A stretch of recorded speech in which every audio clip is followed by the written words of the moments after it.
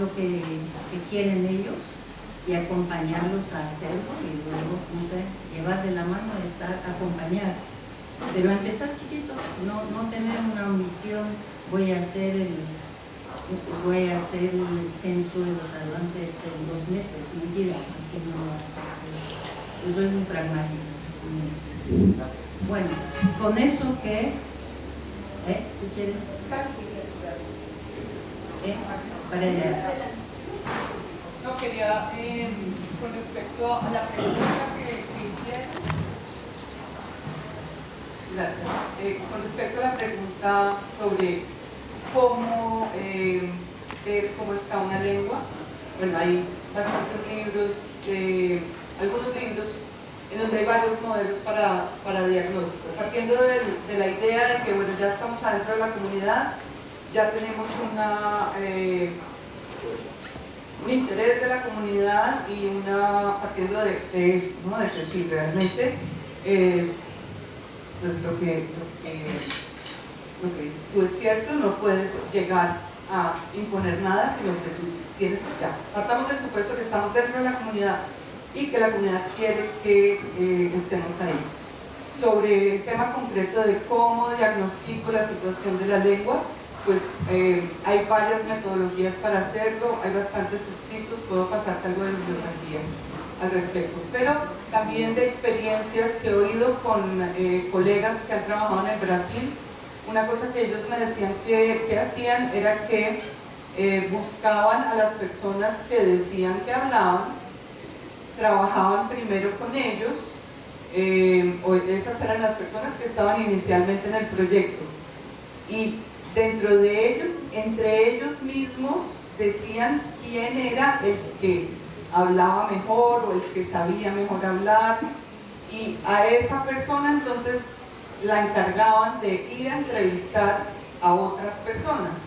De alguna manera él era como el que evaluaba, ¿sí? Como que iban conociendo a los hablantes, y ese hablante que era escogido por ellos mismos como quien representaba a quien ellos percibían como el que mejor hablaba, iba, entrevistaba a los otros y pues hacía su entrevista, y después, digamos, cuando estaban resolviendo cómo iban a continuar el camino, esa persona decía, bueno, este señor sabe, solo se acuerda de unas palabras, este señor sí pudo mantener una conversación conmigo, este señor no pudo mantener una conversación, pero entiende todo lo que le digo, ¿sí?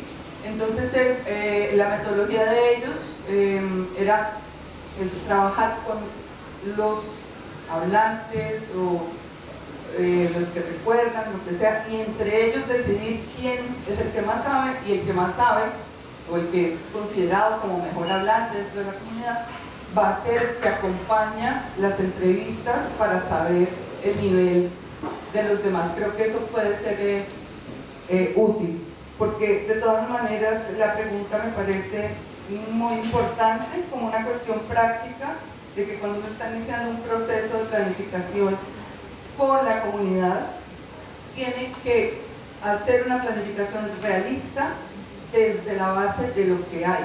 Entonces sí hay que saber qué hay, y esa es una manera, pero hay bastantes otras maneras.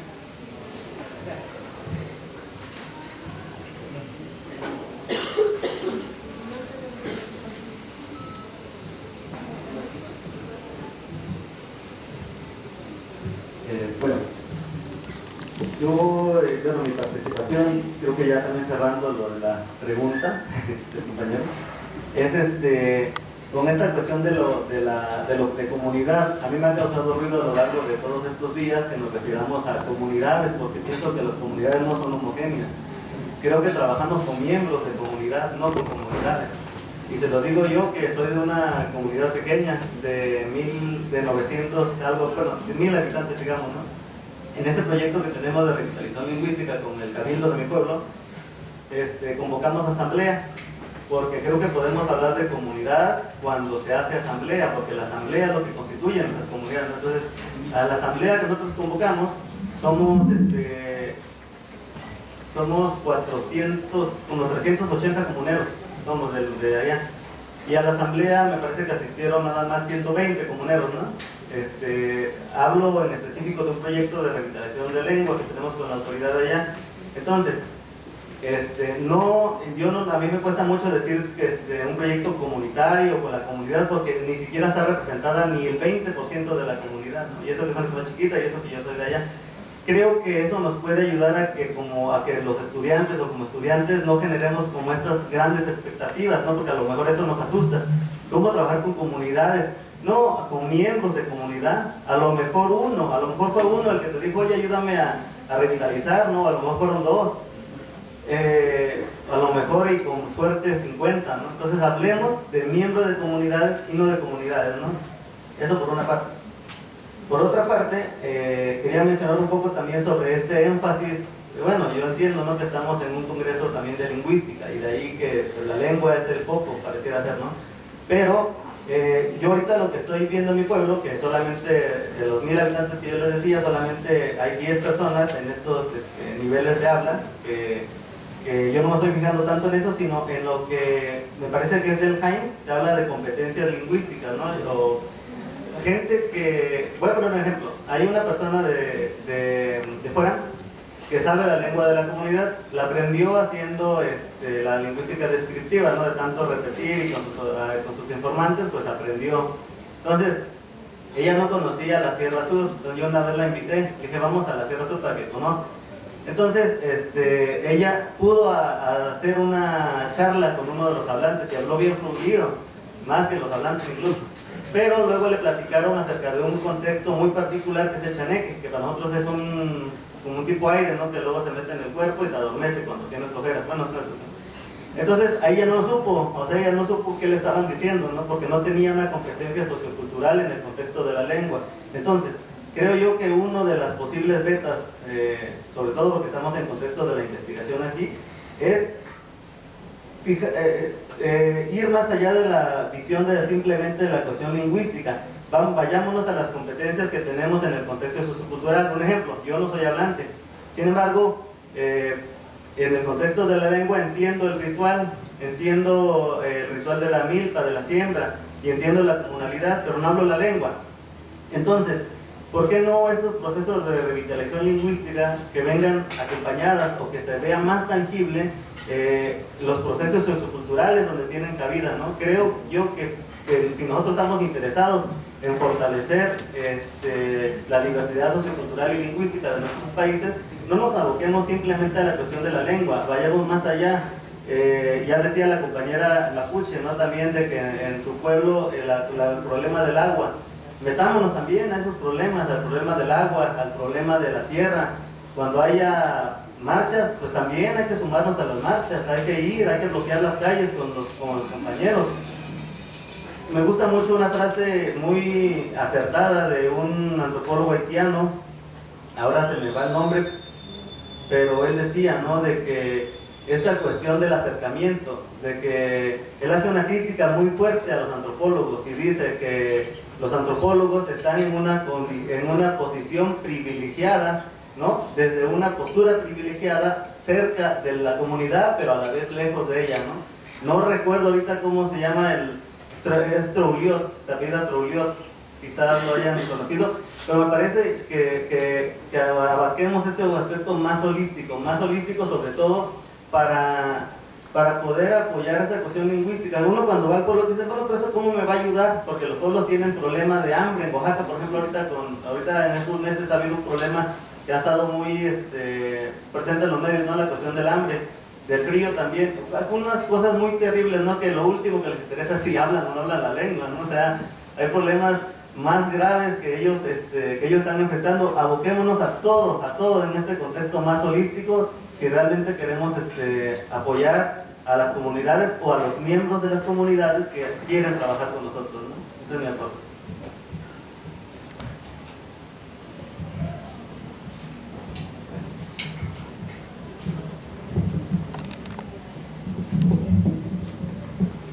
Bueno, muchas gracias por esa intervención. Y si a mí me tortura mucho este concepto de trabajar de manera holística, de manera en conjunto, de todo esto, porque me realza el hecho de que todos nosotros también somos individuos, que tenemos obligaciones personales, familiares, laborales, etcétera, de diversos tipos, seamos miembros de la comunidad del idioma que nos interesa revitalizar, o seamos externos, etcétera. Y creo que en gran parte el problema aquí es que también es un problema de perspectiva.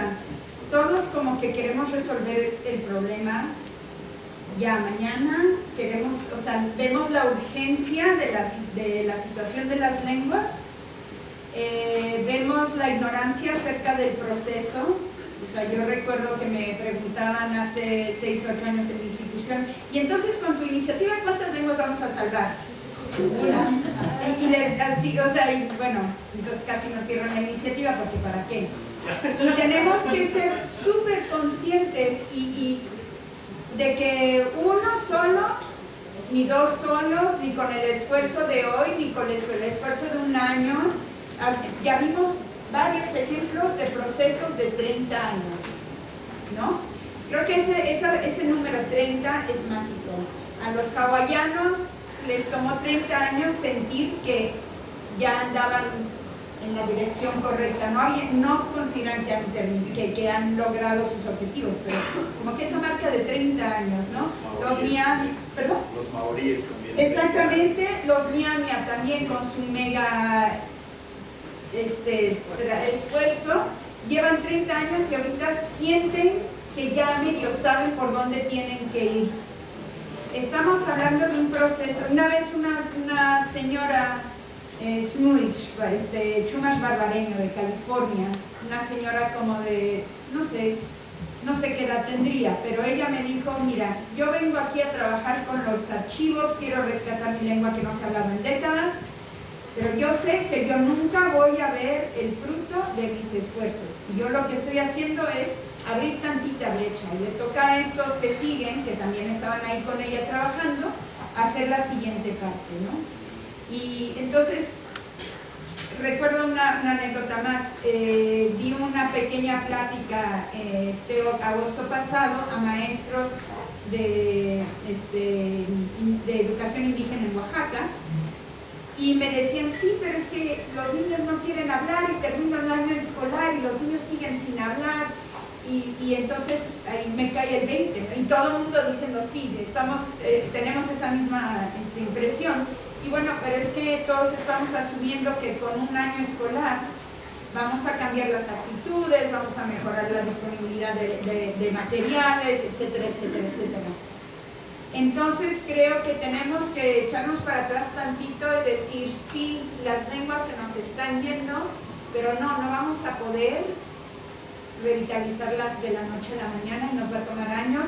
Y la otra cosa que es bien importante, que creo que es lo que más me llevo de este congreso, es que necesitamos equipos. Y ya vimos ejemplos de esos equipos. Lo siento mucho, pero yo no tengo la formación de pedagoga, ni sé pronunciar esa palabra. Y entonces el día que me tocó producir materiales dije, chin, y lo hice, pero con poca seguridad de que lo estaba haciendo adecuadamente. Ahora que estoy escuchando a los pedagogos, digo, wow, ahora ya veo qué es lo que me falta, ahora ya veo cómo tengo que empatar, ahora armar esos equipos. Aquí hay muchos ejemplos impresionantes, preciosos de esos equipos, bastante establecidos, otros que empiezan, pero a mi parecer esa es la clave. Armar estos equipos, que cada quien sienta que, bueno, como decíamos, somos lingüistas, no vamos a hacer el logotipo, ¿no? A lo mejor ni siquiera voy a hacer la gramática pedagógica, a lo mejor yo hago la gramática técnica y me pongo a trabajar con un colaborador que haga la versión pedagógica y hablamos por WhatsApp todos los días hasta que esté terminada. Y yo, ahorita que yo estoy descubriendo todo esto, siento que hay un peso que me puedo quitar de encima, que me agobia un montón, porque entonces puedo ver con mayor claridad que no es toda la responsabilidad mía, que tiene su propio tiempo, que no es el mismo tiempo que yo quisiera manejar, Y bueno, entonces, no sé si estoy respondiendo mucho pero creo que ocurre también cuando estamos en la tesis, ¿no? Yo entré a la tesis, igual soy muy tonta, no sé, pero yo entré a la tesis queriendo salvar una lengua. Y bueno, resulta que acabé en una comunidad donde los niños hablaban la lengua por todos lados, muy vital, etc. Y después de 3 años descubrí que había mucha migración y me enfoqué en ese tema, ¿no? Pero me tomó un chorro de tiempo con la presión de la tesis, etcétera, etcétera. Entonces, pues aún dentro de la tesis a lo mejor vamos a incidir solo muy poquitito en el tema de la revitalización, pero es el tiempo que toma, ¿no? Y me encanta la sugerencia de Colette, de que bueno, estás ahí en el momento, qué energías hay, qué sinergias hay, y esas son las que se aprovechan, y después construyes algo. Y la siguiente ronda y construyes, sí, totalmente, ¿no? Entonces, bueno, nada. Ahí hay dos, una de las cosas que, con la conexión con la cultura, una de las cosas que yo aprendí del centro de Native American en mi universidad es que tenía que aprender a escuchar, porque como académico no aprendes a escuchar, tú hablas, como estamos demostrando aquí. Y entonces, después de eso, en el siguiente viaje a Nicaragua me di cuenta de que de repente yo estaba allí sentadita, se iban todos y alguien se quedaba. Y ese alguien me empezaba a hablar. Y yo mirando el reloj. Porque claro, vienes de una cultura donde el tiempo es oro, literalmente, tiempo, porque tienes que acabarlo. Y tú ahí desesperada porque el tiempo. Y entonces me di cuenta de que esa gente me estaba sentando y me estaba explicando lo que yo debería saber. Y no se preocupe, tranquila, siéntese ahí. Y aprendí a escuchar. No importaba el tiempo que tomara, porque yo tenía que aprender eso para saber cuál de las familias de esa comunidad estaba interesada, qué otras familias estaban enemistadas, es decir, que no las podía sentar juntas, quién estaba dispuesto a trabajar, quién no estaba dispuesto a trabajar. Aprendí la cultura, la manera de ver el mundo, a partir de aprender a escuchar. Que eso nunca te lo dicen. Nunca te dicen que tienes que aprender a escuchar. Y la otra cosa que quería decir es lo del tiempo. Lo del tiempo es nuestro problema. Y es un problema muy serio, porque en el fondo todos tenemos miedo de perder el trabajo, ¿verdad? Tienes que producir. Igual que con Carlos hablando, tenemos que producir y tenemos que hacer un evento que después tú tienes que hacer un reporte, ¿verdad? Porque si no hace el reporte, después los administradores que están ahí y que yo no sé qué es lo que hacen, no sé cuál es su producto, se van a pensar que estamos aquí de fiesta, ¿verdad? Y eso no puede ser.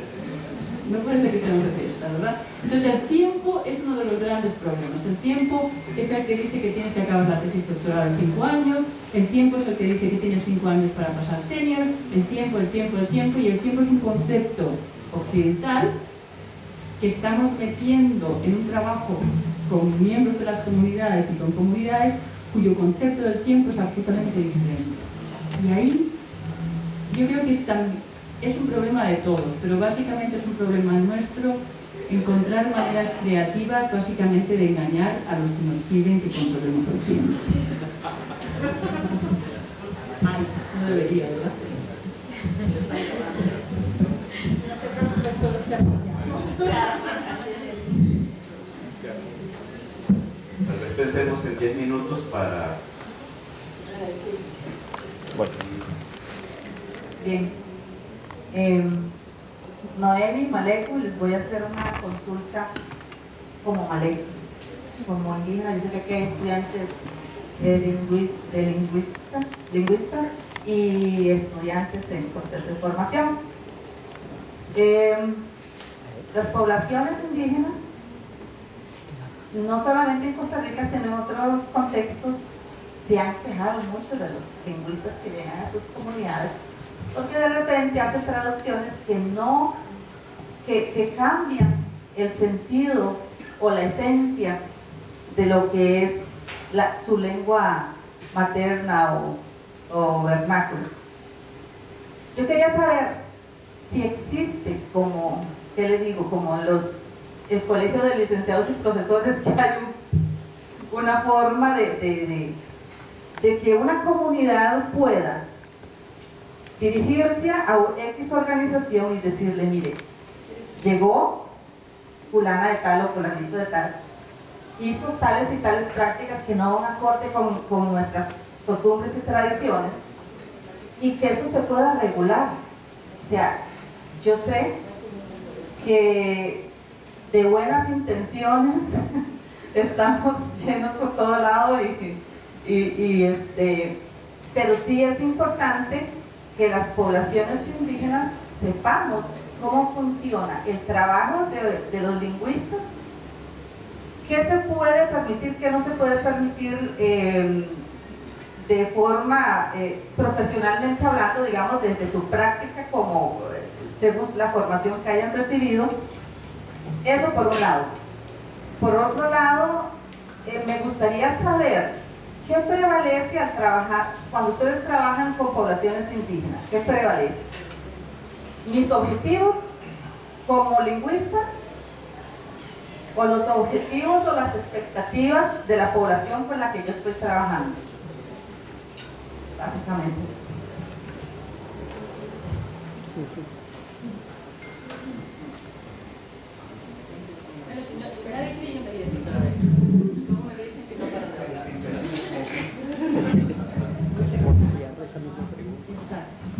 Hay una manera muy fácil, sobre todo si trabaja con gringos, porque toda universidad gringa tiene que tener un documento que firma el IRB, que es el Institutional Review Board, que tú tienes cuando haces trabajo dentro y fuera. Cuando es trabajo internacional, tú tienes que pasar todo un papeleo para poder trabajar, para tener permiso para trabajar fuera. Y eso te hacen hacer un documento en el que cada persona que trabaja contigo está de acuerdo en trabajar contigo. Entonces ahí es donde la comunidad, los miembros de la comunidad pueden decir, queremos esto, esto y esto, y luego queremos esto y esto y esto, y queremos después validar todo lo que haga. Y eso lo firman o lo dicen verbalmente o lo que sea. Si ustedes creen, y eso todo gringo que viene de fuera tiene que hacer eso, si no lo hace está en deep trouble, mucho problema. Si ustedes que ese documento al final tiene una dirección, un teléfono y un correo correo electrónico. Si usteres creen que ese contrato, porque alguien había hablado de contratos, ¿verdad? Tú cuando empiezas a trabajar con alguien estableces un contrato de alguna manera, puede ser informal, puede ser hablado, no necesita estar por escrito, pero tú tienes que establecer unas maneras de trabajar. Vamos a querer hacer esto, cuáles son los objetivos. Si quiere ejemplos, por ejemplo, los canadienses, las First Nations, han estado trabajando muchísimo sobre eso y les puedo dar bibliografía de cómo lo han hecho. Y ha sido un trabajo muy duro porque las instituciones académicas no querían dejar el poder, no querían dejar de controlar el proceso. Y los gobiernos indígenas decían, no, eso ya se acabó, eso de que ustedes decían ya se acabó. Lo primero que vamos a hacer es sentarnos y decidir, mis objetivos son estos, y ahora usted diga cuáles son los suyos. Y si los suyos me convienen a mí, vale, y si no, no. Y no tienen permiso para trabajar aquí. Entonces fue un proceso muy, muy largo, y ahora una vez lo tienen hecho funciona muy bien, más o menos. Pero lo tienen, ¿verdad? Eso se tiene que trabajar. Entonces, si ustedes creen, primero, que no tienen ese papelito, que lo deberían tener, y creo que aquí en Costa Rica también se está empezando a hacer. Está, pero es un problema, porque viene de ciencias médicas. Entonces dicen, lo que hacen los lingüistas no va a dañar mi salud. No, vale, pero eso nos pasó a nosotros también. Yo cuando empecé a hacer eso hace 20 años también me decían, iban a destruir los datos después. Digo, ¿cómo? No, esperen. Entonces me tocó educar al IRB y decirle, estas muestras que tomamos no son muestras médicas, la gente las quiere conservar y no las vamos a destruir, ¿verdad? Y además no las vamos a mantener anónimas si la gente quiere que no sean anónimas. ¿verdad? Porque si un señor me cuenta una historia y esa historia luego se publica, ese señor o señora quiere que se le reconozca. Entonces, en ese documento que nosotros tenemos, una de las preguntas que hacemos a cada uno de los participantes es: ¿quiere que se le reconozca por nombre o anónimamente? Porque a veces uno cuenta cosas que no quiere que esté su nombre ahí, ¿verdad? Entonces uno escoge. Y además, después de que se recoja la información, debería haber otro proceso igual que diga: bueno, esto que he contado, esto de aquí no, y esto de aquí tampoco. Entonces tú tienes el derecho a volver a decir sí o no.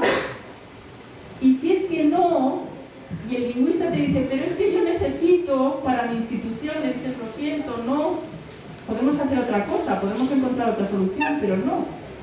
Y en esa forma, en ese documento, tienes un teléfono y tienes un correo electrónico donde, si tú no estás de acuerdo con lo que se hace, puedes llamar y puedes contactar. Yo creo que, siguiendo el ejemplo de los canadienses, lo mejor de todo es que al principio, en ese proceso, y es ahí, ¿verdad? El muchacho, ahí, no, era otro. En ese proceso inicial donde dices: estoy aquí, tú qué quieres, yo qué quiero, y escuchar mutuamente, ¿verdad? En ese proceso es donde estableces las reglas del juego. Mis objetivos son tan importantes como los tuyos. Por lo tanto, si tú quieres sacar esto, yo quiero sacar lo otro. Y una de las cosas que en Nicaragua hemos hecho es que, de los objetivos que ellos tenían, yo siempre he podido sacar datos lingüísticos. Pero también, en la manera que lo hacemos, la cosa siempre ha sido formar a los lingüistas mayanga. De manera que, a partir de un momento, son mis coautores. Esa es otra cosa, que también cuesta mucho. ¿Cómo es que tienes tanto coautor? Si tienes tanto coautor, no te vale lo mismo. Tu artículo, en vez de valerte un 100%, te vale un 25%, porque obviamente no has trabajado tanto. Entonces, otra vez el mismo proceso de educar a los tuyos para decir: no, mire, que hemos hecho más de lo que yo hubiera podido hacer sola, porque sola no hubiera podido hacer nada. Negócielo siempre antes, fíjese que siempre tenga el papelito, asegúrese de que tiene las direcciones y siempre puede llamar al IRB en la institución gringa y háblelo primero también con el lingüista, ¿verdad? Siempre eso se establece en el contrato. Después de sacar todo el material, lo vamos a revalidar con los miembros del equipo y con la comunidad. Yo añadiría, y Elena, la obligación también, o la exigencia de la comunidad, a que la información se devuelva, Sí, que la información regrese, siempre. y no se quede solo. Y de cómo se devuelve. Exactamente. Oye, eso que se retenga. Sí, porque si te devuelven la gramática escrita en inglés, ¿qué demonios vas a hacer con eso, verdad? Tenemos un texto precisamente, no de lingüística, pero sí en inglés, que le sirve. Exactamente, pues eso se negocia. Gracias. Yo quería agregar una cosita a esta discusión y hacerle una consulta a todos. Ok, sí, rápido. El comentario, que también tiene relación con las preguntas de cómo podemos hacer que haya beneficio para los miembros de la comunidad en base al trabajo del investigador externo, o lo que sea. Que así como hay IRB, muchas becas exigen que haya un componente dentro de la beca que se llama Broader Impact. Entonces, incidencia más amplia. Incidencia más amplia del trabajo, ¿no? Lo que dice Luis Enrique, cómo devolver la investigación a la comunidad. A mí me gusta pensar cómo retenerlas y a lo mejor después, 2 años después, regreso con una gramática que sirva, pero en el momento, ¿qué puedo hacer para que lo que me han aportado lo pueda yo entregar en ese momento, dejarlo ahí? A lo mejor son grabaciones, nosotros hicimos talleres y materiales pedagógicos, pero se retuvo, no tuvieron que esperar 5 años a que yo regresara, ¿no?